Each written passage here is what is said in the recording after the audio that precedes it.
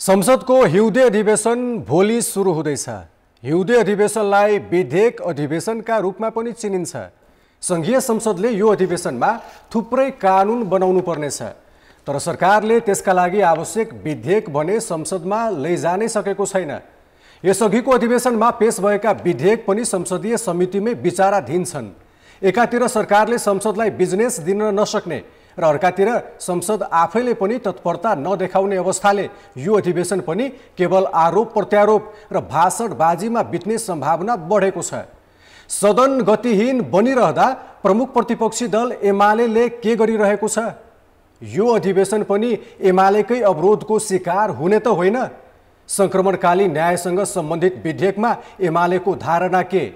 यिनै विषयमा कुरा गर्न एमाले संसदीय दलका सचेतक महेश बर्तौलालाई स्टुडियोमा निम्ति आएका छौं। यहाँलाई स्वागत छ कान्तिपुर समाचारमा। नमस्कार। एमाले र संसद अवरोधको इतिहास हेर्ने हो भने लामै छ। भोलिबाट हुने संसद अधिवेशनमा एमालेले त्यही इतिहास दोहोर्याउँदैछ वा अरू कुनै योजना छ? नेकपा एमालेले संसदमा कहिले पनि अवरोध गरेको छैन। सरकार जब प्रचलित कानुन र संविधान विपरीत हिँड्न थाल्छ, राष्ट्रहित र जनताको हितलाई जब तिलञ्जली दिन थाल्छ, सरकार आफै सेटिङमा, तस्करीमा, माफियाकरणमा, कमिसनखोरहरूको संरक्षणमा जब रहन थाल्छ, त्यति बेला प्रमुख प्रतिपक्षी दलको नाताले हामीले सरकारलाई खबरदारी गर्ने, सरकारलाई प्रश्न गर्ने, दबाब दिने त्यो मञ्च भनेको संसदीय मञ्च हो। त्यहाँबाट एक प्रकारले हामीले एउटा विरोध गर्ने हो। तर जुन कुरा प्रमुख प्रतिपक्षीले विषय उठाउँछ, त्यो विषयलाई सरकारले जहिले पनि संसदीय अभ्यास भएका विश्वका जुनसुकै मुलुकहरूलाई तपाईँ हेर्नुभयो भने पनि प्रमुख प्रतिपक्षीले उठाएका विषयप्रति सरकार गम्भीर बन्नुपर्छ। तर सरकार गम्भीर होइन, मुठभेड गर्न संसदमा जब आउँछ तब असहजताहरू निर्माण हुन्छ। त्यसकारण हामीले सरकारलाई ट्र्याकमा हिँड्न भन्यौँ, जनताको हित र राष्ट्रहितलाई केन्द्रमा राख भन्यौँ, प्रचलित संविधान कानुनलाई कार्यान्वयन गर्ने पथबाट तिमी अगाडि बढ भन्यौँ। तर सरकार बढ्दिन, तिमीले के गर्न सक्छौ गर भनेर पैठोजोरी र लडाइँको हिसाबले जब उत्रिन्छ त्यति बेला केही असहजताहरू भएको। त्यसकारण हामीले गरेको विरोध हो, सरकारले गर्ने अवरोध हो। जब सरकार अवरोधबाट निकास दिन चाहन्छ तत्काल फेरि संसद नियमित प्रक्रियामा जान्छ। त्यसकारण सरकारको चरित्र कुन ढङ्गबाट कस्तो छ भन्ने कुराबाट नै संसदको काम, संसद कति प्रभावकारी, कति गतिशील छ भन्ने कुरा देखाउँछ। तर तपाईहरुको विवाद जसरी भन्नुभयो नि, विरोध भन्नुभयो, सरकारलेको अवरोध, तपाईको विरोध, तर त्यही विरोध महिनौसम्म लम्बिने भन्ने प्रवृत्ति त देखियो नि त विगतमा। सरकार अवरोध गर्न चाहिरहन्छ, सरकार संसदलाई प्यारालाइज गराउन चाहन्छ, सरकार संसदलाई छल्न चाहन्छ, सरकार संसद कमजोर भएको देख्न चाहन्छ। त्यसकारण ऊ लामो समयसम्म संसद गतिहीन होस्, अवरोधमा रहिरहोस् भन्ने चाहन्छ। बहाना प्रमुख प्रतिपक्षी वा प्रतिपक्षीहरूलाई दिन चाहन्छ ऊ। त्यसकारण हाम्रो सवाल के हो भने यदि सरकारले सकारात्मक पथबाट संसदलाई बिजनेस दिनुपर्छ, देश र जनताको मुद्दाहरूलाई ठिक ढङ्गबाट रचनात्मक विमर्श हुने मञ्चका रूपमा संसदलाई अगाडि बढाउन पर्छ। कानुन निर्माणको थलो हो संसद, जनसरकारका मुद्दाहरू मुखरित हुने र त्यसप्रति जवाफदेही ढङ्गबाट सम्पादन गर्ने दायित्व सरकारको भन्ने ठान्न अगाडि बढ्छ भने संसदमा कहिले पनि असहजताहरू हुँदैन। तर म यहाँलाई आग्रह गर्न चाहन्छु, संसद भनेको प्रतिपक्ष र सत्तापक्षका कतिपय कुराहरूको एक प्रकारको त्यो सङ्घर्षको मञ्च पनि हो, त्यो राजनीतिक संस्था हो संसद भनेको। त्यसकारण सरकार गलत ट्र्याकबाट हिँड्न खोज्दाखेरि सरकार गलत ट्र्याकबाट हिँड्न खोजिरहेको हुन्छ, तर उसलाई के लाग्छ म ठिक ढङ्गले अगाडि बढिराखेका छु। हामीले के देख्छौँ, तिमी बेठिक छ, बेठिक ढङ्गले हिँडिराखेका छौ, त्यसकारण तिमी ठिक ढङ्गले हिँड्नुपर्छ भन्छौ। त्यहीँनिर कन्ट्राडिक्सन हुन्छ। तर त्यति मात्रै नहोला, संसद भनेको जनताको आवाज बुलन्द पार्ने थलो पनि हो, जनताका समस्या उजागर गर्ने ठाउँ हो।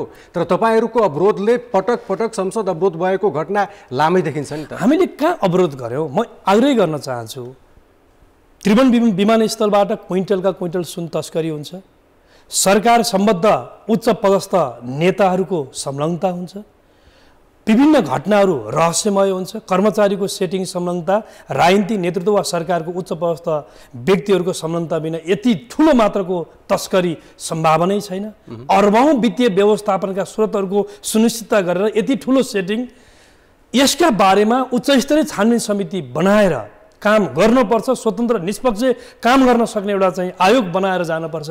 प्रमुख प्रतिपक्षले भन्ने कुरा बेठिक थियो र, तर सरकार के भन्छ भने सरकार मान्न तयार हुँदैन। अनि हामीले हाम्रो माग राखिरह्यौँ, उच्च स्तरीय छानबिन समिति बनाऊ भनिरहौँ, सरकार तयार भएन। सभामुखले समय हामीलाई बोल्नका लागि दिँदा पनि सत्ता पक्षले हामीलाई अवरोध गर्नुभयो। यो संसदीय इतिहासमा नेपालको हिस्ट्रीमा मात्रै होइन, अन्तर्राष्ट्रिय हिस्ट्रीमा पनि यस्तो हुँदैन, जहाँ प्रमुख प्रतिपक्षलाई आफ्ना विषयहरू उठान गर्दै गर्दा सत्ता पक्षले घेराबन्दी गरेर संसदभित्रै मुठभेडको स्थिति निर्माण गर्यो। त्यसकारण म टुङ्ग्याउन चाहन्छु, हामीले मुद्दा उठायौँ, तर सम्बोधन सरकारले 1 महिनापछि किन गरेको? त्यही कुरा मुद्दा उठाएको भोलिपल्ट पुरा गरिदिएको भए त संसदमा कुनै अवरोधको श्रृङ्खला अगाडि बढ्दैन थियो। त्यसकारण प्रमुख प्रतिपक्षले जनसरकारका मुद्दाहरू मुखरित गर्नका लागि आयोग माग गर्यो, सरकारले अवरोध गर्यो। अवरोधको मानसिकताबाट तपाईँहरू अझै पछि हट्नु भएको छैन। भोलिदेखि सुरु हुने संसद अधिवेशनमा फेरि पनि अवरोध नै गर्ने हो होइन भने त्यसको तपाईँहरूको एजेन्डा के हुन्छ? घटना मुद्दा सरकार कसरी अगाडि बढ्छ भन्ने हो। अहिले संसदको मुख्य काम कानुन निर्माण गर्ने हो। गएको 1 वर्षमा एउटा मात्रै कानुन, त्यो पनि अनुचित लेनदेनसँग सम्बन्धित 1 पेजको संशोधन हो। सांसदप्रति नागरिकको वितृष्णा, आक्रोश बढेको छ, निराशा बढेको छ, केही पनि काम गर्न सकिने अवस्था बनेको छैन। हामीले राज्यको तहबाट जुन मूल्य हामीले लिइरहेका छौँ, त्यो मूल्य बराबरको काम गर्न सकिने संसदमा सरकारले भूमिका दिनुपर्छ। म तपाईँलाई आग्रह गर्न चाहन्छु, सरकारले भूमिका दिएन भने हामीले चाहेर पनि केही काम गर्न सकिने अवस्था छैन। प्राइभेट बिलको कल्चर नेपालको इतिहासमा संसदीय कल्चरमा कम छ। जम्मा 3टा मात्रै विधेयक 48 पछि आजसम्म कानुनको रूपमा गएको छ, त्यो प्राइभेट बिलको माध्यमबाट। अन्य जति पनि बिलहरू सरकारकै माध्यमबाट आउँछ। सरकारले बिल दिएन भने 1 मिनट पनि हाउस अगाडि बढ्दैन। संसदले आफ्नो काम प्रक्रिया अगाडि बढाउनका लागि पनि सरकारले हामीलाई बिजनेस दिनुपर्छ, उसले काम दिनुपर्छ। सरकारका मन्त्री संसदको बैठकमा आउनु भएन भने 1 मिनट पनि संसदको बैठक अगाडि बढ्दैन। संसदको बैठक आह्वान गर्ने, अन्त्य गर्ने सबै संवैधानिक राइट्स अधिकार सरकारको हुन्छ। त्यसकारण समग्र संसदको प्रभावकारितामा कसको हातमा रहन्छ भन्दा सरकारको हातमा। सरकार बिजनेस दिन तयार छैन, कानुन बनाउने थलो हो भन्ने स्वीकार गर्न तयार छैन। सरकार के गर्न चाहन्छ भन्दा संसद कामयाबी नबनोस्, गतिहीन होस्, प्यारलाइज होस्, त्यति मात्रै हो र। 1 वर्षमा यो सरकारलाई संसद मन नपरेको कि तपाईँहरूलाई मन नपरेको? किनभने विगतमा 2 पटक प्रतिनिधि सभा विघटन गरेको इतिहास त एमालेकै छ नि। त्यो त्यति बेला यसका धेरै विषयमा बहस पैरवीहरू भयो। सायद अहिले यो समय नहुन सक्छ। म यति मात्रै भन्छु, त्यति बेला जे आवश्यकता त्यो गरियो, त्यो ठिक भएन भनेर सर्वोच्च अदालतले भनिसक्यो, एउटा ट्र्याकमा पठाइसक्यो। त्यो एउटा हामी त्यसपछि पनि नयाँ कोर्सबाट नयाँ राजनीतिक यात्रा प्रारम्भ गरेर हामी यो नयाँ ताजा जनादेशका साथ आजको संसदमा छौँ। म यति भन्न के चाहन्छु भने संसदलाई सरकारले बिजनेस दिएन, तर संसदको बैठक जति चल्यो, देशका सांसदहरूले संसद मार्फत जनसरकारका विषयहरू, राष्ट्रहितका मुद्दाहरू, दैनन्दिन नागरिकका जीवनसँग जोडेका विषयहरू जति उठाउनु भयो, त्यो एउटा कुनै विषय सम्बोधन गर्नका लागि सरकार तयार हुन्छ? हुँदैन। सत्ता पक्षका सांसद सरकारको कामको रवैयाबाट आजित भएर अनसन बस्ने सरकार सम्बद्ध दलका नेताहरू सांसदहरू भएनन्। यसले के देखाउँछ भने सरकार एकातिर बिजनेस नदिने, अर्कोतिर संसदमा मुखरित भएका उठेका विषयवस्तुप्रति पनि जिम्मेदार पूर्ण ढङ्गबाट कार्य गर्न नलाग्ने र सरकार आफ्नो आयु, सरकारका मन्त्री र प्रधानमन्त्रीहरूले आफ्नो जागिर, सम्बन्धित पदको जागिरभन्दा बाहेक उहाँहरूको के निरन्तरता रह्यो? देशको हितको पक्षमा यो देशमा सरकार छ भन्ने कुराको एउटा कुनै दलिल देखाउनुहोस् त मलाई।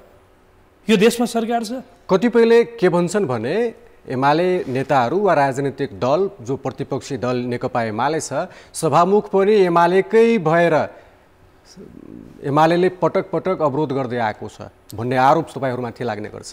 प्रमुख प्रतिपक्षले उठाउने मुद्दा र सभामुखको सम्बन्ध के हुन्छ? सभामुख हिजो नेकपा एमालेको हुनुहुन्थ्यो होला। जब सामान्य सभामुखको जिम्मेदारीमा उहाँ निर्वाचित हुनुभयो, त्यसपछि उहाँ सबैको साझा सभामुख हो।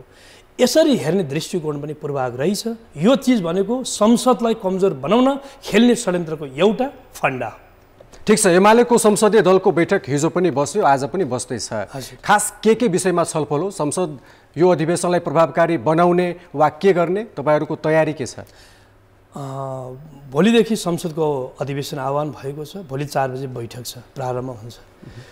आगामी बैठकमा हामीले मूल रूपमा हामी सांसदहरूको मुख्य काम के हो भन्दा संसदीय काम नै हो। संसदीय भूमिका निर्वाह नै हाम्रो मुख्य काम हो। त्यसकारण हामीले हाम्रा सांसदलाई त्यो ओरिएन्टेसन गर्नका लागि यो बैठक बोलायो। दोस्रो, संसदीय समितिहरूका विभिन्न विचाराधीन विधेयकहरू छन्, त्यसमा हाम्रो सक्रिय सहभागिता। कानुन निर्माणको पाटोमा एमालेको सांसदहरूको महत्त्वपूर्ण भूमिका कतिपय संशोधनको माध्यमबाट भएको छ, कतिपय हाम्रा प्रस्तुतिको माध्यमबाट हुन्छ। त्यो पाटोमा त्यसका लागि यो बैठक हो। अर्को कुरा, संसदमा पनि प्रत्येक दिन देशभरिका कयौँ दुःख अप्ठ्यारो वेदना गाह्रो साह्रो कयौँ समस्याहरू छन्, ती मुखरित गर्ने सरकारको कानमा पुर्याउने हामी जनप्रतिनिधिहरूले भनेको संसद मार्फत हो। संसद मार्फत सरकारको कानमा पुर्याएर त्यो पुरा गर्नका लागि नागरिकको दैनन्दिन जीवन जुन अस्तव्यस्त छ, कालो बजारी जसरी बढिरहेको छ, महँगी जसरी बढिरहेको छ, यसलाई निरुत्साहित गर्ने, यसलाई न्यूनीकरण गर्न राज्यको एजेन्सीहरूको उपस्थितिलाई कडी कडाउका साथ अगाडि बढोस् भन्नका लागि खबरदारी गर्ने र समग्रतामा भन्ने हो भने संसदीय मामिला, संसदीय काम प्रक्रियाहरू उच्च रफ्तारमा होस्। विधेयक निर्माणमा सरकारले आलटाली गर्यो भने पनि हाम्रो पहलकदमी, हाम्रो दबाब र हाम्रो जागरण खबरदारीका माध्यमबाट बढीभन्दा बढी बिजनेस संसदले पाउने अवस्था निर्माण होस्। यी लगायतको पाटो र संसदीय मोर्चा मार्फत देश र नागरिकको मुद्दाहरू, स्वाधीनता, स्वाभिमान, सार्वभौमता, यो पाटो पनि आज विभिन्न हिसाबले क्षयीकरण हुने खतराहरू बढिरहेको छ। सरकारले आफ्नो आयुका लागि सत्तासँग सबै खालका सम्झौताहरू गर्दै जाने, सम्झौता परस्त देशहितको लागि होइन, विदेशी प्रभुहरूलाई रिझाउनका लागि सबै कुरा चाहिँ छोड्न तयार हुने जे यो बीचको श्रृङ्खलाहरू हामीले देख्यौँ। यो पाटो पनि संसद मार्फत सिङ्गो देशलाई जानकारी गराएर सरकारलाई दबाब दिनुपर्छ। त्यो दबाब दिन सक्ने सामर्थ्य एमाले प्रमुख प्रतिपक्षी दलले राख्नुपर्छ। त्यो गर्नका लागि पनि हामीले हाम्रा मान्यजीहरू सहित बसेर एउटा छलफल, यो अन्तर्क्रिया र आगामी भूमिकाका बारेमा एक प्रकारको बहसका लागि पनि यो बैठक चलिरहेको छ। बैठकमै तपाईँहरूको अध्यक्ष, पार्टीको अध्यक्ष केपी शर्मा ओलीले हिजो एउटा महत्त्वपूर्ण कुरा भन्नुभयो। त्यो के हो भने नेपाली काङ्ग्रेसले प्रधानमन्त्रीमा स्वतन्त्र सांसदलाई प्रधानमन्त्रीको रूपमा प्रस्ताव गर्दैछ भन्नुभएको थियो। त्यसको अर्थ के हो, हामीले कसरी बुझ्ने? यो संसदभित्र कृत्रिम बहुमत देखाएर राष्ट्रिय दल नभएकाहरू स्वतन्त्र हैसियत, संसदले राष्ट्रिय मान्यता प्राप्त दल नभएपछि त्यो स्वतन्त्र सांसदको हैसियत हुन्छ। त्यो हाम्रो संवैधानिक कानुन व्यवस्था हो। स्वतन्त्र हैसियत भएका कोही व्यक्तिलाई प्रधानमन्त्री उभ्याइदिएर देशलाई विकास, समृद्धि, सुशासन, सामाजिक न्यायको पथमा लान सकिन्छ भन्ने यो कार्यभार पुर्याउन सक्छ त्यहाँबाट। यो जनमतको विपरीतको कुरा होइन। नेपाली काङ्ग्रेसका कतिपय महत्त्वपूर्ण औपचारिक फोरमहरूबाट यी कुराहरू भइरहेका छन्। यसतर्फ यो बेठिक कुरा हो, जनादेश विपरीतको कुरा हो। कसैको इच्छा पूर्ति गर्नका लागि जनादेश विपरीत, जनमत विपरीत मन्त्री बन्ने, प्रधानमन्त्री बन्ने, त्यो लालसा पुरा गर्नका लागि देश बन्धक बन्न सक्दैन। कसैको इतिहास कसैलाई प्रधानमन्त्री बन्ने लालसा पुरा गरिरहनका लागि देशले त्यसको मार बेहोर्न सक्दैन। जनादेश विपरीत। त्यो भन्न खोजेको एकीकृत समाजवादीका अध्यक्ष माधव नेपाललाई हो? हुनसक्छ त्यो। उहाँहरू, मैले राष्ट्रिय मान्यता प्राप्त दलहरूभन्दा बाहिरका कतिपय व्यक्तिका बारेमा गठबन्धनका नाममा, यो गठबन्धन कसले चिन्छ? नेपालको संविधानले चिन्छ, प्रचलित कानुनले चिन्छ, विदेशीहरूले आफ्नो कम्फर्टका लागि बनाइदिएको संसदभित्र कृत्रिम बहुमत देखाएर, कुनै नेचुरल बहुमत हो यो?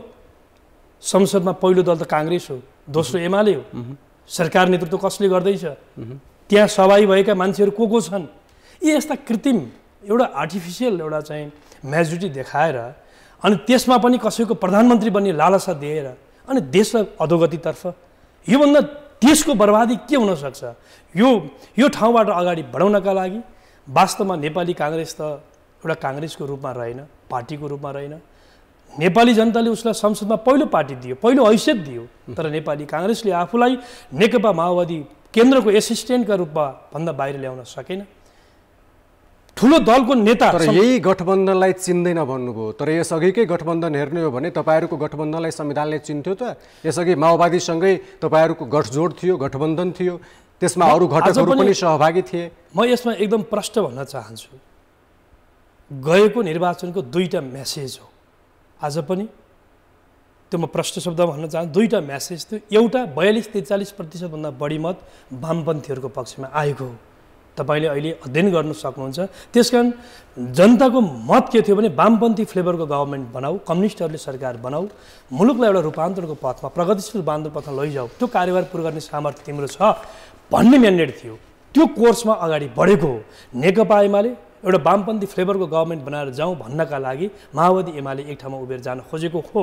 तर त्यो कोर्समा कमल प्रचण्डले बरियाती एमाले ल्यायो, तर भित्र्याउने काम काङ्ग्रेससँग गएर भित्रिने काम गर्नुभयो। प्रेम हामीसँग गरेको स्वाङ गर्नुभयो, लिभिङ टुगेदर काङ्ग्रेससँग गएर गरिदिनु भयो। त्यसले गर्दा त्यो कोर्स समाप्त भयो, आज यहाँ पुग्यो। अर्को सन्देश के हो भने नेचुरल सन्देश, नेपाली काङ्ग्रेस पहिलो दल, एमाले दोस्रो। तिमीहरू पहिलो र दोस्रो। संविधान कार्यान्वयनका लागि पनि कयौँ कानुनहरू बनाउन पर्नेछ। विद्यमान शासकीय प्रबन्धलाई सुदृढ ढङ्गले अगाडि बढाउनका लागि पनि काङ्ग्रेस एमाले हिजो घाम पानी खाएर हुर्केको, उकाली ओह्राली सहेर आएको यी काङ्ग्रेस र एमाले जनताको म्यान्डेट हो दुईटा कोर्स। यो नेचुरल हुन्छ। कम्युनिस्ट कोर्सबाट जान पनि जनताको म्यान्डेट थियो, त्यो असफल भयो। काङ्ग्रेस र एमाले यो नेचुरल दुई दल, कोही च्याखे दाउहरू मिलाउनु पर्दैन। नेपाली काङ्ग्रेसले यसको आँट गर्न सकेन, यसको पहल कदमी लिन सकेन, किनकि ऊ काङ्ग्रेसको रूपमा रहेन, ठुलो दलको रूपमा रहेन। मैले अहिले पनि भने एउटा माओवादी केन्द्रको एसिस्टेन्ट पार्टीका रूपमा आफूलाई उभ्याएर, प्रचण्डज्यूको एसिस्टेन्टको रूपमा काङ्ग्रेस सभापतिले आफूलाई उभ्याएर जानुभयो। जसका कारण आजको यति धेरै ज्वलन्त मुद्दा विषयहरू छन् राष्ट्रियताका विषयहरूमा, मुलुकको सार्वभौम सत्ताका विषयमा, जनसरकारका विषयमा, मुलुकको अर्थतन्त्रका विषयमा। तर काङ्ग्रेस जस्तो ठुलो पार्टी, संसदमा यस्तो हैसियत भएको पार्टी किन बोल्दैन? ठिक छ, हामी अब हिउँदे अधिवेशनमै फेरि फर्कियो। भोलिबाट सुरु हुने संसद अधिवेशनमा सङ्क्रमणकालीन विषयसँग सम्बन्धित विषयवस्तुहरू टुङ्ग्याउने भनिएको छ। प्रधानमन्त्री पुष्पकमल दाहाल र अध्यक्ष ओली बीच पटक पटक छलफल भएको छ यो विषयमा। एमालेको अडान अहिले पनि यथावत छ वा परिवर्तन भएको छ, के छ? विशेष गरी टिआरसी बिलको विषयमा, सङ्क्रमणकालीन न्यायसँग सम्बन्धित हामीले सुरुदेखि जे भन्दै आइरहेका छौँ, यो कानुन के हो पहिलो कुरा जनताले बुझ्नुपर्छ, हाम्रो सरकारले, संसदले बुझ्नुपर्छ। सङ्गमकालीन न्याय भनेको पीडितहरूको लागि हो। यो पीडितहरूको लागि बनाउने कानुन हो टिआरसी बिल। जब पीडितलाई उपेक्षा गरिन्छ त्यति बेला यो कानुनको कुनै पनि अर्थ हुँदैन। पीडितले यो हामीले बनाउँदै गरेको कानुनबाट पीडितले मैले न्याय पाएको छैन भन्ने अनुभूति गर्यो भने भोलि अन्तर्राष्ट्रिय क्षेत्राधिकारको विषय यो बन्न सक्छ। विश्वका कयौँ द्वन्द्वको सेटलमेन्टसँग यस्ता अवस्थाहरू भएका छन्। त्यसकारण नेकपा एमाले के चाहन्छ भने नेपालको संसदबाट कानुन बनाएर टुङ्ग्याउँदै गर्दा नेपालका 100 भिक्टिमहरूले हामीलाई न्याय पाउने गरी कानुन बनाएको छ संसदले भन्ने कुराको एस्युरेन्स त्यो दिनुपर्छ, त्यो मान्यतामा छ। इन्टरनेसनल ह्युमेनिटेरियन अब्लिगेसनहरू छ, त्यसलाई ख्याल गरेर हाम्रो यो कानुन टिआरसी बिल बनाउनुपर्छ भन्ने छ। हामीले कयौँ अन्तर्राष्ट्रिय क्षेत्रीय अभिसन्धिहरूमा, मानवतावादी कानुनसँग जोडिएका सन्धिहरूमा हस्ताक्षर गरेका छौँ। त्यसको विपरीत हामीले यो कानुन बनाउन सक्दैनौँ। विभिन्न समयमा सुप्रिम कोर्टले अर्डरहरू दिएको छ। विशेष सरकारले अब यही विषयलाई बहुमतबाट हामी टुङ्ग्याउँछौँ भन्दै आएको छ। अब यसमा प्रतिपक्षीको भूमिका कहाँनिर हुन्छ? हामी हाम्रो मान्यतामा रहन्छौँ। हामी हाम्रो पीडित मैत्री कानुन बनाउने कुरामा हामी कसैसँग सम्झौता गर्दैनौँ।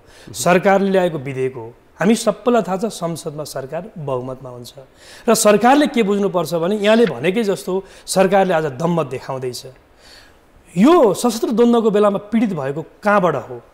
सशस्त्र द्वन्द्वको समय पीडित भएका नागरिकहरूको पीडा दिने पीडा को हो भन्दा के त्यति बेलाको राज्य हो?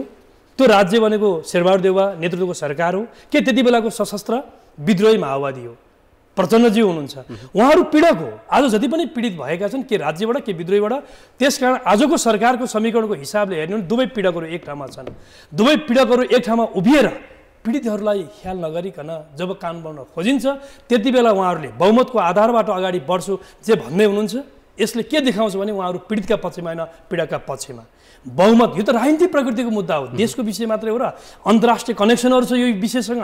अनि यस्तो बेलामा प्रमुख प्रतिपक्षलाई बाहिर राखेर जबरजस्ती गरेर फेरि प्रमुख प्रतिपक्षले उठाएको मुद्दा सिम्पल छ, यो अन्तर्राष्ट्रिय मानवाधिकारसँग जोडिएको विषय हुनु पर्यो, पीडित मैत्री कानुन हुनु पर्यो। पीडितले न्याय पाएको अनुभूति गरेन भने उसले अन्तर्राष्ट्रिय क्षेत्राधिकारको विषय आकर्षित भएर द्वन्द्व फेरि लामो समयसम्म जान सक्छ। नेपालको पिस प्रोसेस टुङ्गिँदैन। यो जिम्मेवार बोधका साथ उठाएको विषयलाई समेत विश्वासमा लिएर अगाडि जान सक्दैन भने मेरो विचारमा कानुन बन्ला। कानुन बनेपछिको भोलिका अगाडिका यात्राहरू सहजता हुन्छ। त्यसकारण जिम्मेवार बोधका साथ सबै कुरा मिलाएर राम्रो कानुन बनाऊ भन्ने कुरामा सरकारलाई हाम्रो पटक पटक आग्रह हो। ठिक छ, अन्त्यमा राष्ट्रिय सभा चुनावमा एमाले खेल्न खोज्यो, सफल भएन। गठबन्धन भत्काउने खेल अहिले कहाँनिर गएर रोकिएको छ? हामी यो गठबन्धन भत्काउनका लागि अनावश्यक खेलमा लागिरहेका छैनौँ। हामी हाम्रो उम्मेदवारलाई विजय गराउने अभियानमा थियौँ। यसले कोशी प्रदेशमा हामीले हाम्रो उम्मेदवार बनायौँ, हामीले हाम्रो उम्मेदवारलाई भोट माग्यौँ। मतदातासँग भोट माग्ने कुरा राजनीतिक विषय हो। भोट आयो, हामीले जित्यौँ। तर गठबन्धनले एमालेलाई शून्य बनाउँछु भनेर उहाँहरूले भनिरहनु भएको थियो, घोषणा गरिरहनु भएको थियो, बालुवाटारबाट हुङ्कार दिइरहनु भएको थियो। आखिर त गठबन्धनभित्र कुन प्रकारको अन्तर्विरोध, कुन प्रकारको चाहिँ घात प्रतिघात छिना जम्पिरहेछ भन्ने त देखियो। त्यस कारण आज गठबन्धन स्थिर ढङ्गबाट